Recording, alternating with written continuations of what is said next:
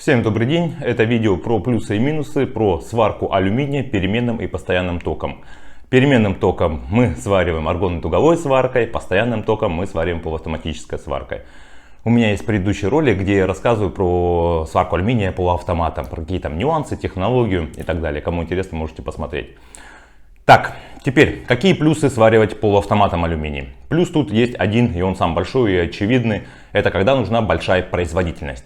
Когда нам нужно там, 100, 200, 300 метров сварочных швов сварить из алюминия, металла алюминия, и у нас такие требования, что нам это позволяет. Ну, допустим, там в судостроении, где-то нефтегазовая отрасль, это где я вот встречал, там что-то в быту, опять же, там какие-то строительные конструкции, профиль там и так далее. Когда нужна большая производительность, мы пользуемся полуавтоматической сваркой алюминия. И это громаднейший плюс, ну, я думаю, он очевидный, тут все прекрасно понимают. Но когда нам нужно качество, это, допустим, Роскосмос, это там спутники, которые летают, там ракеты и так далее, либо атомная промышленность, там не допускается сварка алюминия, там только аргонно-дуговая сварка на переменном токе. Почему? Потому что при аргонно-дуговой сварке мы полностью контролируем весь процесс. Весь процесс, грубо говоря, у нас в руках. Мы можем там чуть больше, чуть меньше, там можем регулировать ток. Опять же, мы присадку подаем, мы именно контроль этой присадки. Потому что при сварке полуавтоматом у нас есть такая проблема, это поры. Они маленькие, от них избавиться очень тяжело. Какие бы мы там методы ни применяли, ни химическую очистку, там, механическую очистку для убрать оксидной пленки алюминия 2У3. Там очень много нюансов. Там проволока должна быть тоже особо качественная, оборудование, сама технология.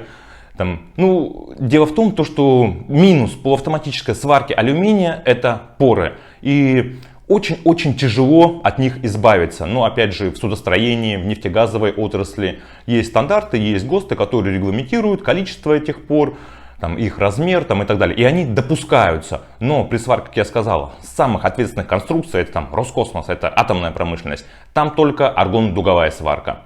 Теперь, тем людям, кто думает, у кого есть задача, там, не знаю, у себя в гараже, в мастерской, кто хочет купить себе аппарат и сваривать какие-то детали алюминия, и кто не может определиться, что же ему взять, аргонно-дуговую сварку, там источник на 200, там, не знаю, на 250 АСДС ампер, либо полуавтомат.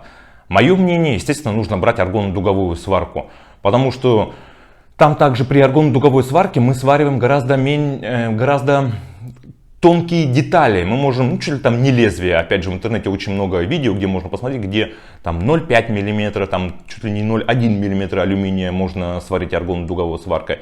А вот при сварке полуавтоматическая, там у нас минимальные толщины, которые я видел, которые там на производствах в быту, это примерно 1,5 мм и выше, там от 1,5 и там уже до 20.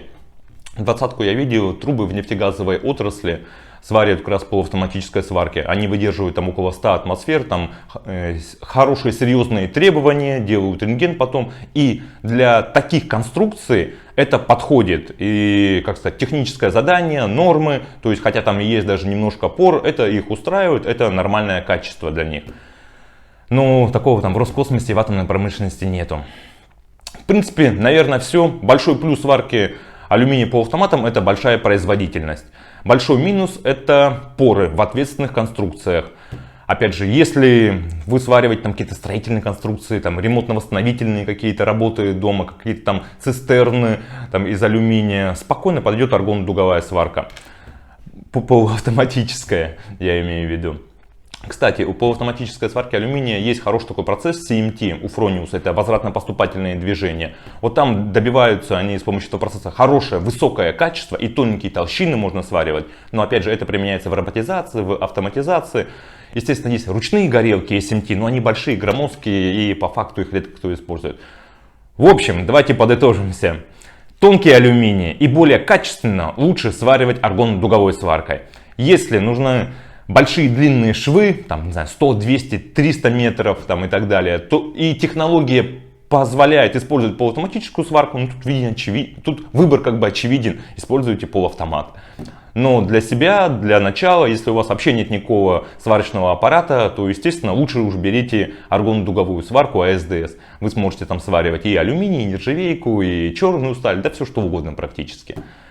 У меня все. Если вам было интересно, то поставьте лайк. Всего доброго, до свидания.